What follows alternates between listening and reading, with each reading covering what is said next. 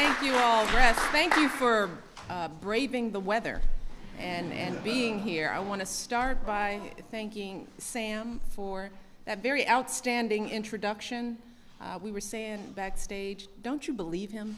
You know, good kid, great speaker, and thank you for your commitment and for being such a great role model. And also to Joanne, for the terrific work that you're doing to help kids lead healthier lives. I know the work isn't easy, but it takes parents like you being engaged. So we are so proud of you and your entire family. Thank you for joining us today. I also want to recognize our outstanding Secretary of Agriculture, Tom Vilsack, who has been such a great friend and a leader on this issue. We could not do what we do without all your work and your entire team. We are so proud of you. We have been working together from the very beginning, and it is always an honor and a privilege to see the great strides that we're making together. So let's give Tom a round of applause.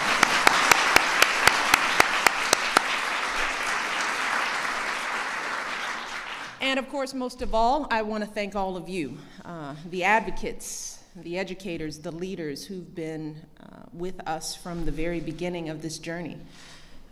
As you all remember, back when we first launched Let's Move, this whole healthy eating thing was still kind of a novelty. Back then, if a school grew a garden or installed a salad bar, if a fast food restaurant started selling a healthy item or a business offered employees incentives to exercise more, that was a big deal. Some folks even warned me that taking on childhood obesity might be controversial. They thought kids and parents should deal with these issues privately. Others laughed it off as not a real issue at all. Well, 4 years later, that all seems like ancient history. Today, big chain restaurants have whole menus of healthy choices. Entire organizations are working to plant school gardens, and water just surpassed soda as the most commonly consumed beverage in America. Yay, go water, drink up.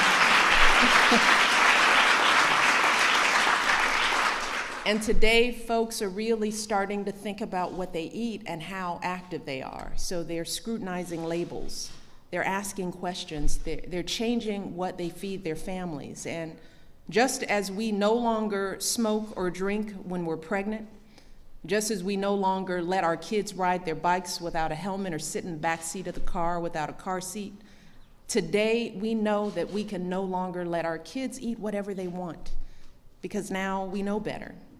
Now we've seen the devastating effects that poor nutrition has on their health.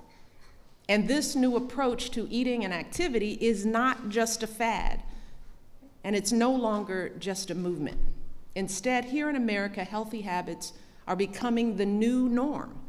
And nowhere is that more clear than in our schools, which have been a core focus of Let's Move right from the very beginning. See, Let's Move is based on a very simple idea that parents should be in control of their kids' health. And their good efforts at home shouldn't be undermined when they send their kids off to school. Parents have a right to expect that during the school day, their kids will have food that meets basic nutrition standards, and they'll have a chance to maybe move around a little bit while they're there too. And that's why we launched Let's Move Active Schools, and today, more than 6,500 schools are bringing physical activity back into the classrooms. And because of the child nutrition bill we passed back in 2010, today nearly 90% of our schools, 90% of them, have already implemented new school lunch standards. And with the hard work of so many administrators and chefs, nutrition professionals, and others, these schools have literally transformed their menus. They're serving more fruits and vegetables, more whole grains, and more lean protein. And starting next fall, they'll be offering only healthy snacks and beverages in their vending machines as well. So this is a big deal. And so far, these changes have been a resounding success. In fact, in a number of American school districts, places like Dallas, Orlando, Cincinnati, although they're not charging anymore for their lunches, They're actually making more money because more kids are participating in the school lunch programs. So we're making some real strides in our schools. And that's why I'm thrilled to continue this progress with two very important announcements we're making today. The first is that we're issuing new school wellness guidelines to help build healthier learning environments for our kids. And as part of this effort, we'll be eliminating advertisements for unhealthy food and beverages in our schools. Because I think we can all agree that our classrooms should be healthy places where kids are not bombarded with ads for junk food. And these new marketing guidelines are actually part of a broader effort to inspire companies to rethink how they market food to kids in general. Because the fact is, today, the average child watches thousands of food advertisements each year. And 86% of these ads are for products loaded with sugar, fat, or salt. And by contrast, our kids see an average of just one ad a week for healthy products like water, fruits, and vegetables. They're just one. So that's why we convened the first ever White House Summit on Food Marketing to Children. Well, I urged businesses to stop marketing unhealthy foods to our kids and do more to get kids excited about healthy foods. And that same principle should apply to our schools. Our second announcement today focuses on school breakfast. And I cannot possibly overstate how important this is, because right now, millions of children in this country are showing up to school hungry every day. And too many kids aren't eating breakfast even when it's provided because they feel like there's a stigma with participating in the school breakfast program. And this is happening here in the wealthiest country on earth. And it's intolerable. And that's why we're expanding our school breakfast program, ensuring that nearly 9 million kids in 22,000 schools start their day with a nutritious breakfast. And as you all know, this doesn't just affect their health, it affects their performance in school. In fact, a recent study showed that kids who eat a healthy breakfast perform 17.5% better on math tests, and they have fewer disciplinary problems.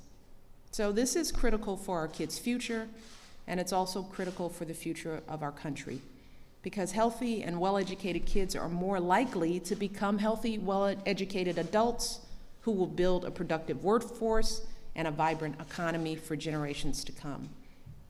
So with these two announcements today and the initiatives we've launched these past 4 years, we are well on our way to building healthier schools for all of our children.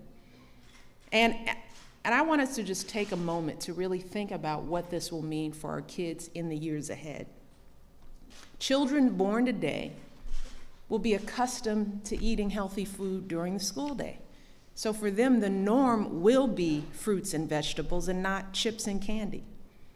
And instead of sitting endlessly at their desks with no breaks, the norm will be kids up and moving throughout the day, in gym and recess and during breaks in between lessons.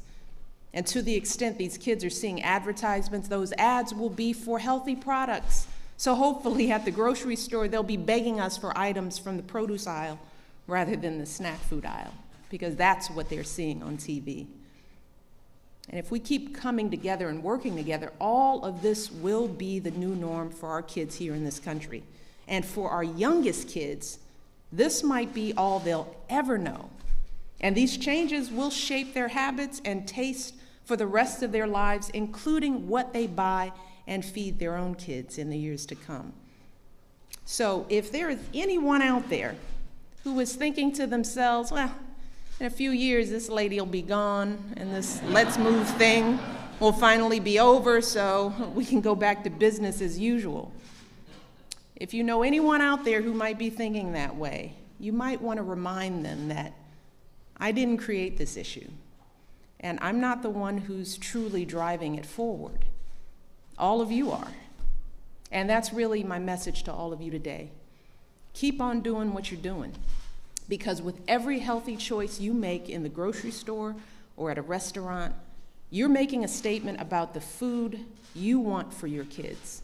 And while your kids might grumble at first when you serve them this food, you know that if you stand firm, they'll adjust. That's our job as parents, to hold steady through the whining. We do it all the time. No child wants to brush their teeth or go to the doctor for shots, but we make them do these things anyway because these are the norms for keeping our kids healthy. And healthy eating and physical activity are really no different. These are becoming the new norms for raising healthy kids. So we need to keep it up. We need to keep on coming up with new ideas to get kids excited about healthy habits, particularly in our schools. So many of you are leading the way. For example, at Marshall High School in Virginia, kids actually wrote and performed a rap song, and that's rap with a W. And the goal was to get their classmates excited about healthy eating, and here's one of the lyrics that I love. If I'm gonna help my brain come to fruition, I'm gonna have to feed it quality nutrition. We love the cookies, but they're not sufficient. We need veggies to make our bodies efficient. Roll my chicken in a wrap, don't jam it in a nugget. Get hyped for healthy snacks, fresh food, we love it. Pretty good. Holla.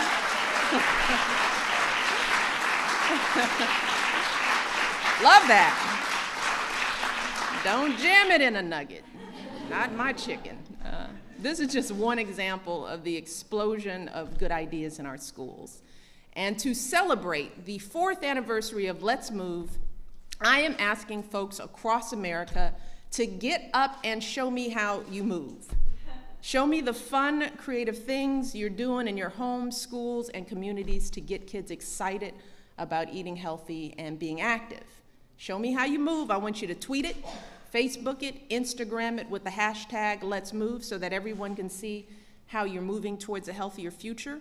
If we get enough of a response, might have a little surprise from the president and the vice president. I'm just saying. And I ask you to do this not just to celebrate our progress, but to motivate us for all the work that still lies ahead.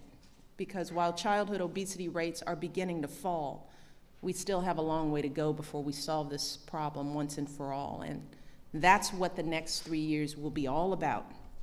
They'll be about pushing forward to reinforce these new norms because we have come so far. So we can't slow down and we can't turn back now.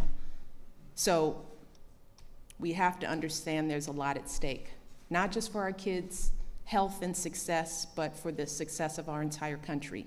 So we need to keep pushing and innovating and inspiring each other to do more for our next generation. And if we do that, I am confident that we can give our kids the happy, healthy futures they so richly deserve. So I look forward to working with all of you together. I'm excited to see how everybody's moving out there throughout the country, and I can't wait to see everything we achieve together in the years to come. So thank you all again for your dedication, and God bless you.